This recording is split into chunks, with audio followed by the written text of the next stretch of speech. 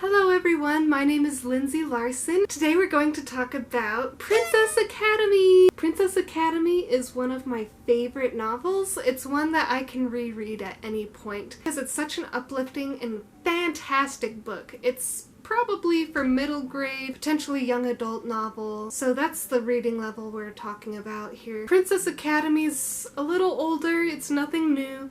It's by one of my favorite authors named Shannon Hale. And a simple rundown of the story is that Miri is a girl who lives on a mountain called Mount Eskel with her family, Marda, and her father. The mountain people don't have a lot growing there, and the only assets they have is Linder, which is a rock that they harvest, well, not harvest, but mine for the Lowlanders, which they call the people who live far down in, the lowlands. And one day a delegate from the lowlands tells all the girls from Mount Eskel that the priests who have decided, or who delegate where the next princess will come from, have decided that Mount Eskel is that place. Because they have no education, Princess Academy is established, which is about 3 hours walk from the village. This is kind of a blow on the village because they need both the girls and the boys to help mine and, all these different things for the mountain. So Miri is small for her age, and her father is kind of scared to let her do anything because she's small, and her mother was killed due to an accident shortly before her birth. So he has an attachment to Miri in this way, but Miri feels left out. She feels like she doesn't belong in the village.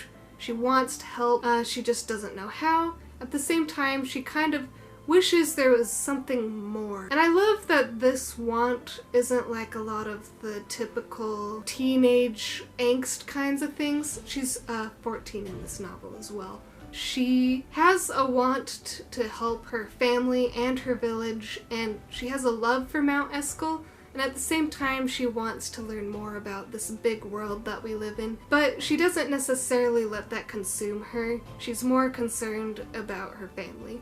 I love how smart she is. While she's kind of the outlier among the other girls, she is determined to become the Academy princess, which is the one who will be the top of the class kind of thing. Not necessarily the one the prince chooses, but she would be the smarter one. And let me just tell you, this book excellently divides the romance and just all these different concepts so well. It feels real. It also divides like the supernatural magic-esque type. It kind of feels like an organic part of reality. Like I could feel like this actually happens somewhere. It's not some magic system that's made up by an author.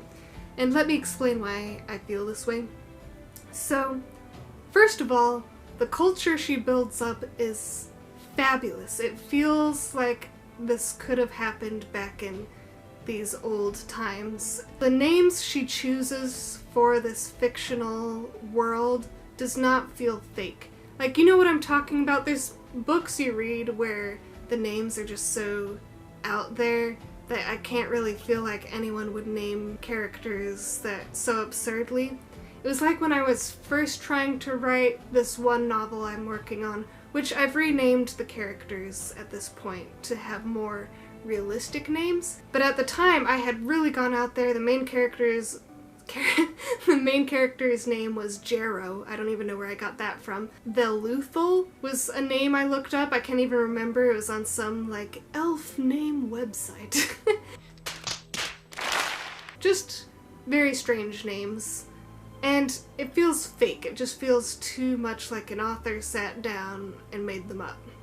But for Shannon Hale, she has this excellent way of making the names fit something that I feel like I've never heard before, but at the same time, like, they're real. Like, Miri's name is a name I could believe. Marda, her love interest Peter with a D, Britta, yeah, just excellent names. They all feel like someone with a real name, and it feels realistic to the culture, which she's built up. What is this culture? Well, they live on a mountain, They pretty much sleep with the animals in their house because they're so poor, they don't have a barn. It's cold, they wear heavy clothing. All of the villagers, including the children, help out in the mines. Only the younger children or the elderly are sent to take care of the goats. There isn't a lot growing up there, so they have to trade. They're reliant on trade. This is something that comes in later, but I love that Miri, when she's reading one of these books about commerce at the academy, she discovers just how much Linder is worth and how much they are getting ripped off by the Lowlanders. So when she comes back, she tells the whole community about what Linder is really worth and that they should probably try to get the money that they deserve. So yes, world building is on point, perfect. The situation feels realistic as well. It doesn't feel like a fictional setting to me. The Lowlanders and the professor who teaches them kind of look down on them just because they're not educated, book smart types of people. But it's not that they're not smart, it's just they don't have access to it, they don't understand. I love seeing the way Miri's thoughts progress as she learns more. So she has a love interest, his name is Peter, and he's a childhood friend of hers. And I love that it's not a huge part of the book like it is, but it's not the main focus of the book. I feel like a lot of books geared towards young girls tend to focus a lot on the romance part, and that's because we love reading it. I'm not gonna lie, I love a good romance. But at the same time, I don't want the main plot to be kind of a background thing. I kind of want it to be equal points, and she has the levels so perfect, where Miri has enough time pining after Peter and having different doubts about their relationship that I love. I also love that there's no contrived conflicts between the two. They always, there's always that conflict before the climax kinds of thing. And it happens in this book as well, but it makes sense why Peter would be mad, because at some point Miri does question, like, would I really want to be the princess? Would I actually like being a princess? I might actually want to be the princess because people on the mountain don't really need me, and I can just go down to the lowlands where I might find something that is better suited for me. So it's less about her even wanting to be in love with the prince. I just like that those are her motivations, and they make a lot of sense, and she's a really great character to follow. This is a character who's so dynamic, has such pure desires, and I love that she doesn't take things sitting down. She is always wanting to make things better for everyone. And I love her progression of how she realizes that she has also been judgmental of Lowlanders while they've been judgmental of her, because there's a Lowlander who lives with the girls on Mount Eskel, and she's the same age, sent to the academy, so she goes with them. I don't want to say why I love the ending about who ends up with the prince, and I don't want to get too into that because I don't want to spoil the book for you. There's great action with bandits as well who kidnap the girls at some point. I love those scenes. The magic element is not overpowering. It's not something that feels thrown in. Some of Shannon Hale's books are kind of iffier for me because it feels like she wants to put magic in it, but it doesn't necessarily need it. The book couldn't happen without the mountain people's ability to send messages through the Linder without speaking. And Miri kind of learns to figure out how this is even done, because it's just kind of psychologically, subconsciously done by the people. But she figures out it's an active way to send memories and thoughts and communication.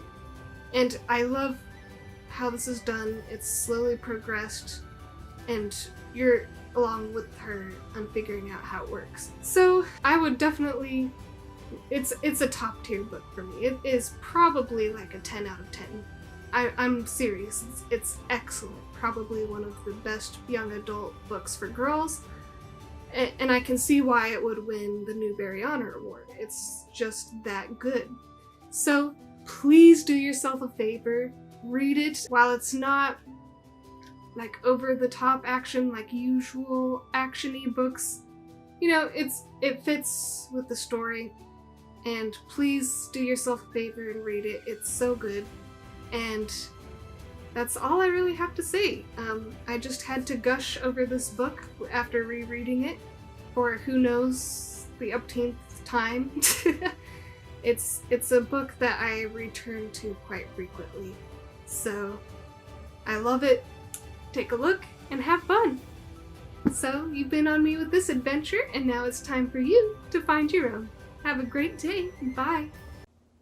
So I remembered something else that I wanted to mention about Princess Academy that I completely forgot after I already took down my setup. So basically, I just wanted to mention how some of the things they teach in the academy are actually useful in real life, which I thought was really funny, because usually you see these fictional things that they're learning and they don't really delve too much into them, but you actually get to hear a bit about what they're learning. And one thing they talk about, well, there's two things they delve into, and one is how to delegate with someone and how to get the upper hand to negotiate. And there's like an eight steps or something like that. But the thing that I've actually used in my own life that was really helpful is conversation. They talk about how you want to take the attention off of you as much as possible. And I think that's true in life. I don't think you have to go in the extreme that they do in Princess Academy just because that's what their station is or whatever and what the culture was. But I absolutely think that what they say is actually helpful. So what I mean by taking the attention off of you, I mean like if someone asks you a question, don't go rambling on forever. Do what you can to ask the other person questions, because a person who's most interesting is one who is most interested, is something I've heard before. And I've done that before. There have been times where I'm self-absorbed and just kind of babble on forever, kind of like these videos. And so I think the times that I have had the most success in conversation with people is when I do my best to hear what they have to say. And I find that I'm actually having a lot more fun hearing what they have to say than babbling on like a fool. So with that said, I should go now. And you can stop listening to me babbling like a fool. Bye!